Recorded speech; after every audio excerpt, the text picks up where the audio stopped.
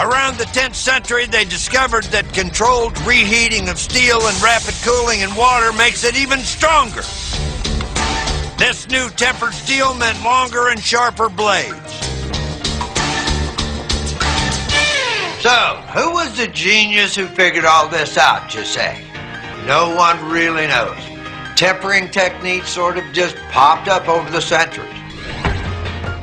Separated by thousands of miles, two legendary swords were born of this new technology around the same time.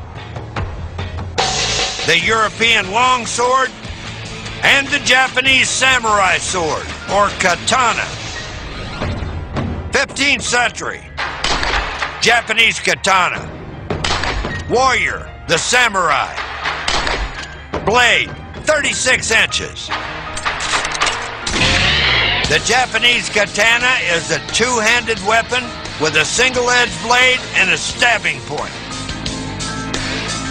Its signature curved blade allowed the samurai to draw the katana and cut in a single move.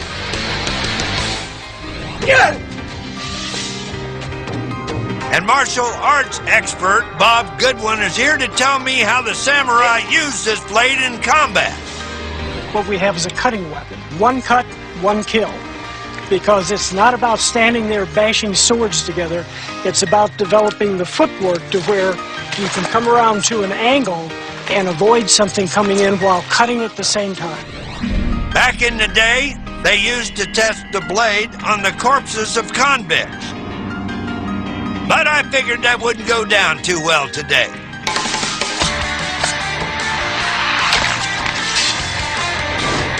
Now, hacking at cabbages and coconuts is kind of fun. That was a pure slice. But how about something with a bit more substance, like a solid block of ice?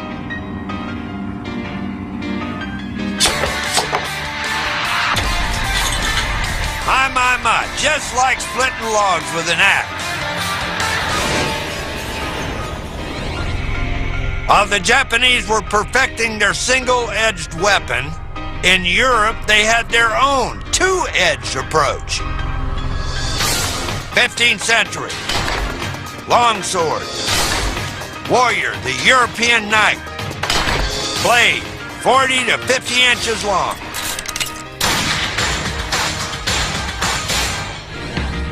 Longswords have cruciform hilts, providing room for two hands.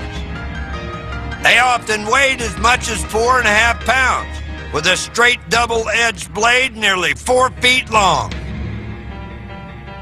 The really fine weapons of that era were balanced to where you could use it one-handed, because again, you may have a shield in the other hand or another weapon. Every part of the longsword was used for combat. The pommel for pommeling, the broad blade for cutting. And as armor improved, the blades became narrower and pointier for thrusting. Or you can use it both hands if you really want to cleave through something. You really want to take a swing and really whack them, yeah. Yeah. And it's nice and long. I like that. You don't have to get too close. Long swords were especially good for thrusting at an armored knight's vulnerable points. But these double edges created plenty of slashing mayhem as well. Properly sliced and diced.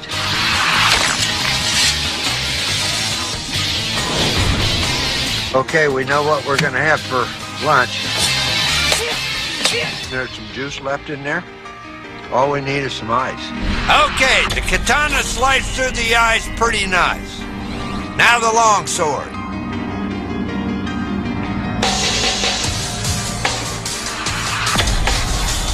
Slashing the ice with the longsword is like hitting a brick.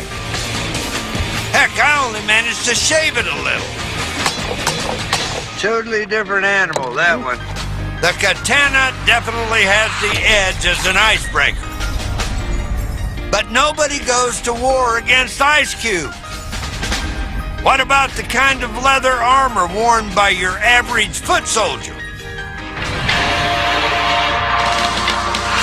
We saw how leather armor stood up to Roman gladius and iron sword. Well now, it's time for the heavyweight division. Longsword against katana.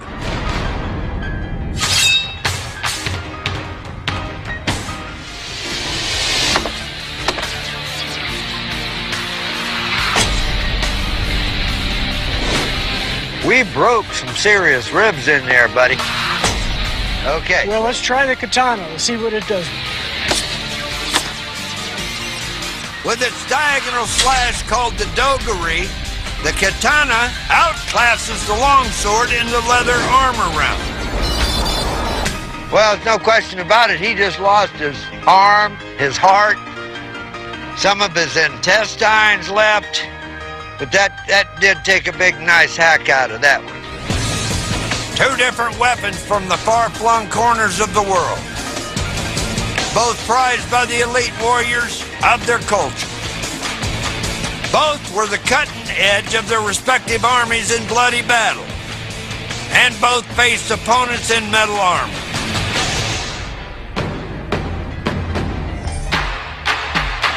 So, which is the better can opener?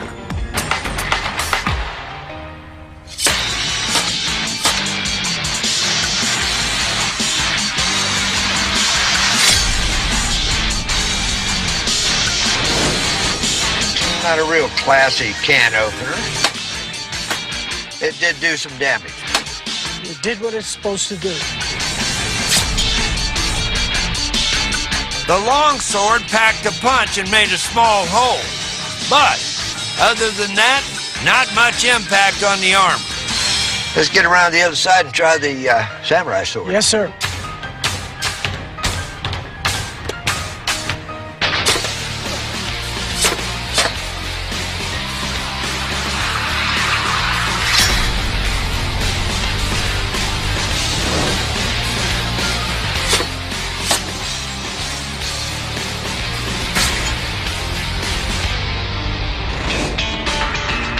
We got a lot more penetration. Yes, sir, we did.